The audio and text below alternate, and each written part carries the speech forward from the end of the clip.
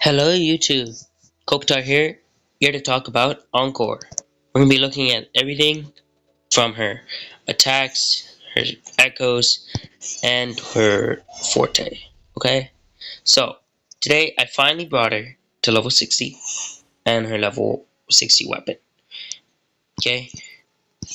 So, first of all, we're going to look at her basic attacks. Basic attacks, just normal slice damage, and they all deal fusion damage, right? The heavy attack is just a big fireball, basically, that kind of shoots out. And her basic attack with the woolly strike has a big woolly that just falls on them, right?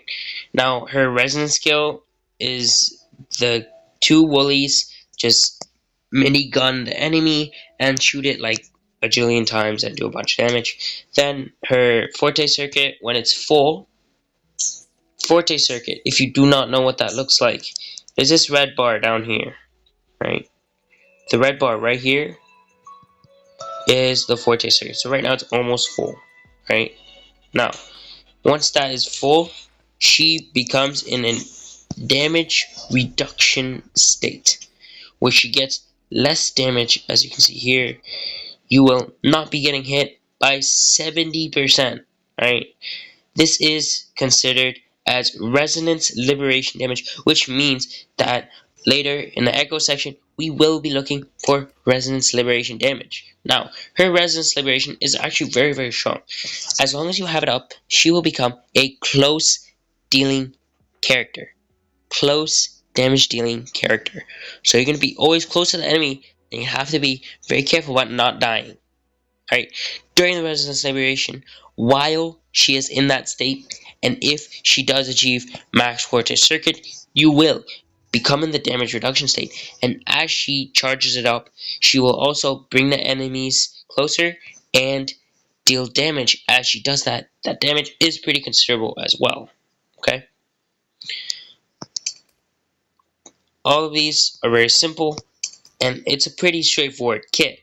Now, the thing is, when you're using her, you really want to be using her skill a lot, and then making sure to swap into Verena if you're using Verena with her, to make sure you're getting the buffs from this and this. Okay, you need to be getting the buffs because this also deals a great amount of damage with or without, but really helpful with it. Okay, the large portion of her damage is also AoE, so you're not actually gonna have to, it's not really as single target as many people think. If they're close enough, you will most of the time hit a few enemies. Okay? Again, her weapons, right? You can easily use Jinjo Keeper, which is what I'm using right now, or you can use Variation. Now, Variation, my issue with it is its energy regen. It's not as much attack, and it could be better used, for example, on Verena, or it could be better used on another support character. Right? Again, I think her best in slot weapon is the Cosmic Ripples, because it's just so strong, right? For no reason, it's just that strong, because it has a huge base attack, huge let's just show you here. It's got a large base attack and a large attack percent, plus you've got basic attack bonus, and you've got energy regen as well with 12.8%. So that's all very useful, and all said and done, that's a really good weapon. Again, Yin Lin's weapon is insane because of the crit rate, stat, and all the other parts of it.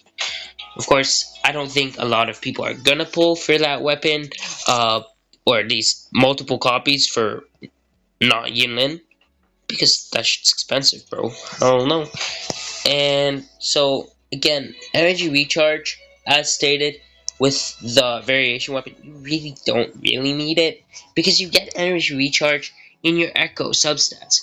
Your Echo substats are very simple, and you almost always have energy recharge. See, energy regen there. I got really lucky with this piece. This is like a very good piece because you got the resonant skill damage, which is her little minigun, and liberation. The only stat that would have been better is that flat attack. That flat attack just hurts to see. Okay, this piece very good. You got heavy attack, basic attack. You know, all of it's actually really good. I don't think I lost too much on this one. Plus, it's fusion damage, right? Again, here is a piece of shit. Anyway, this is a great piece. Could have had different HP, different attack, but it's fine. This piece I'm not leveling until later, right?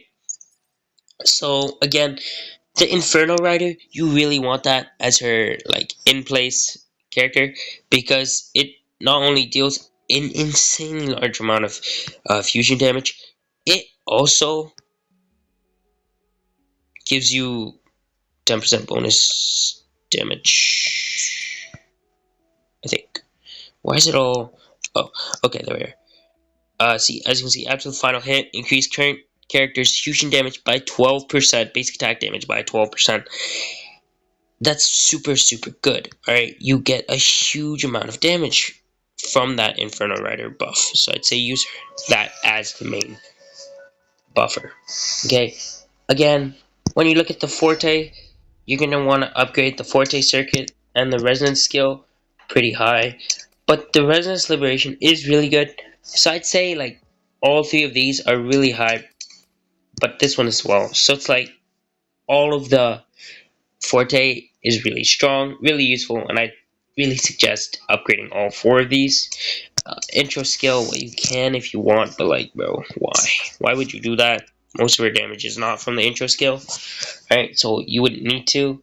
Her teams would be Encore, Verena, and right now I'm using Rover because I just don't want to build Sanhua because I'm keeping a lot of resources for Yinlin since Yinlin will be used instead of the Rover since Yinlin buffs the Resonance Liberation damage. Again, I will be doing a Yinlin pre-release guide just to look at her before she comes out, and then after I will also be releasing yet again just in case there are any changes after the third third beta test. Okay, the third beta test, it might have changed stuff.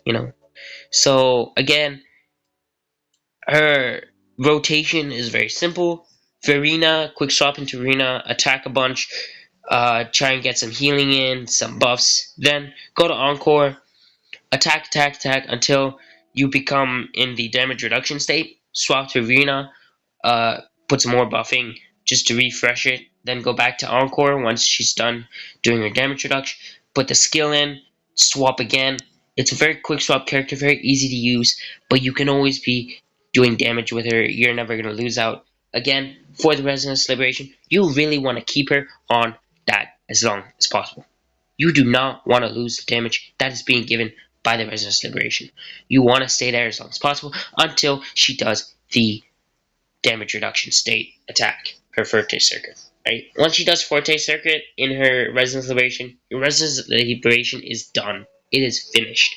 You are not going to be able to use it, so you can just switch to Verena again and keep going like that. Right? So that is my overall guide. It's a pretty quick guide, but it's pretty simple how to use her. Alright. Thanks for watching. Have a great day. See you later in the Yinlin video.